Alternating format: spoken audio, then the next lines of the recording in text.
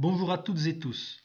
Cette vidéo intitulée La démocratie en question traite du système électoral communal en Belgique.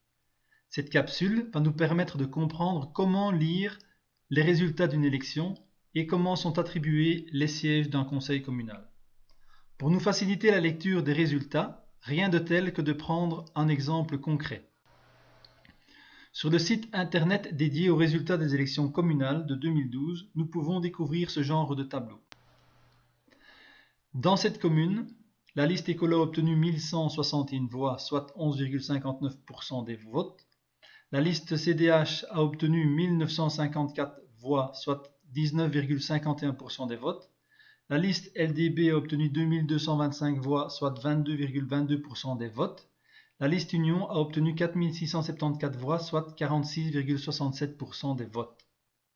La liste Union ayant fait le score électoral le plus élevé, elle se trouve dans la position de favorite pour mener les discussions en vue de la création d'une majorité. Pour cette commune, 25 sièges sont à pourvoir. La distribution des sièges se fait selon le système Imperiali. De quoi s'agit-il ? Les chiffres électoraux, c'est-à-dire le nombre de voix remportées par les listes, sont reportés dans un tableau. Ils sont divisés successivement par 2, par 3 et ainsi de suite, jusqu'au nombre de sièges à pourvoir. Les sièges sont attribués aux 25 nombres les plus élevés. Ceci étant fait, il ne nous reste plus qu'à compter le nombre de sièges remportés par les listes. Dans notre cas de figure, la liste écolo remporte 2 sièges, la liste CDH remporte 5 sièges, la liste LDB remporte 5 sièges, la liste Union remporte 13 sièges. En remportant 13 sièges sur 25, la liste Union peut, semble-t-il, former à elle seule une majorité communale puisqu'elle dispose de plus de la moitié des sièges. Mais ici, deux questions se posent. Est-ce conforme à la définition de la démocratie que de gouverner à la majorité des sièges plutôt que la majorité des voix ? Et comment est-ce possible d'atteindre la majorité des sièges sans atteindre la majorité des voix ? Essayons de comprendre. Les résultats affichés nous sont présentés comme si 100% de la population avait effectué un vote en faveur d'une liste ou de candidats. Mais ces chiffres ne concernent que ceux des votes valables. En réalité, ils ne représentent que 90% des électeurs inscrits. Les autres votes sont considérés comme non valables. Ils représentent pour cette commune 18% de la population, soit 2195 voix. 1527 personnes ne se sont pas déplacées pour voter et 668 personnes ont effectué un vote blanc ou nul. Ces votes non valables n'entrent pas en ligne de compte dans les résultats présentés de l'élection. Dans l'état actuel des choses, ils sont purement et simplement jetés à la poubelle. Cependant, un lien existe entre ces votes non valables et la distribution des sièges. Voici comment. Nous reprenons notre tableau de distribution dans lequel nous avons inclus un groupe supplémentaire, que nous appellerons le groupe des 100 voix, puisqu'aucun type de représentation n'est organisé pour ces voix. Nous y appliquons toujours le même système Imperiali. Les chiffres électoraux sont reportés dans le tableau et nous effectuons le même exercice de division. Enfin, nous attribuons un siège à chacun des 25 nombres les plus élevés.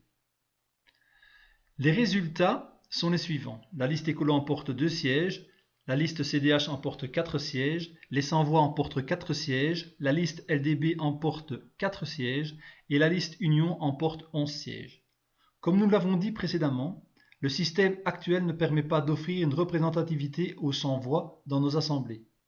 Les sièges qu'ils ont obtenus ne peuvent pas rester vides et donc ils sont redistribués aux listes ayant obtenu les scores les plus élevés. C'est ainsi que dans notre exemple, la liste CDH a emporté un siège supplémentaire, de même que la liste LDB. La liste Union a quant à elle remporté 2 sièges supplémentaires. Voilà donc par quel mécanisme s'est réalisée la distribution des sièges qui a permis de désigner cette majorité communale.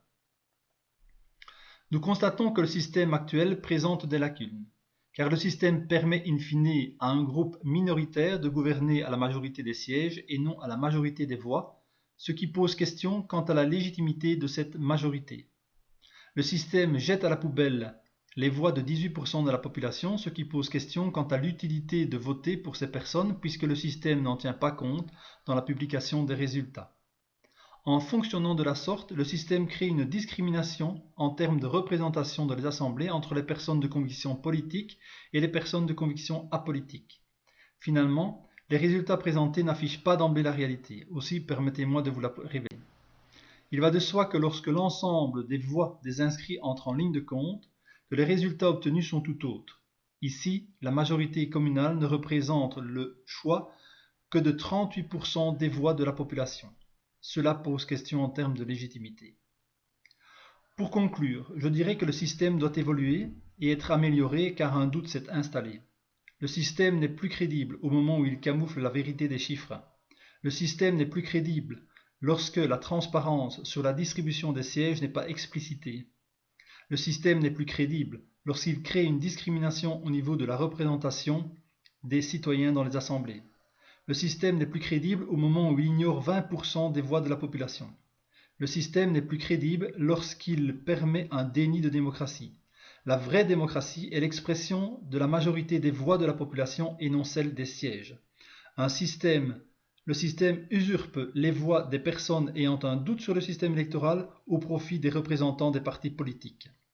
Voilà, cette petite animation vous permet désormais de lire en toute vérité le résultat d'une élection communale. La situation qui vous a été présentée n'est pas une généralité en Wallonie, loin de là. Cette situation ne se rencontre que dans 37 communes sur les 267 communes que compte notre Wallonie, soit 14% des cas. Il est grand temps de nous pencher sur le renouveau de notre système électoral pour qu'il tienne compte de l'ensemble des voix de la population dans la publication des résultats, pour qu'il ne discrimine pas et reflète ainsi la diversité des convictions, y compris la conviction apolitique, pour qu'il permette uniquement la constitution de majorités sur base des voix et non celle des sièges. C'est le moment de redresser la barre si nous voulons que le mot démocratie garde toute sa valeur et son sens. Merci de votre écoute.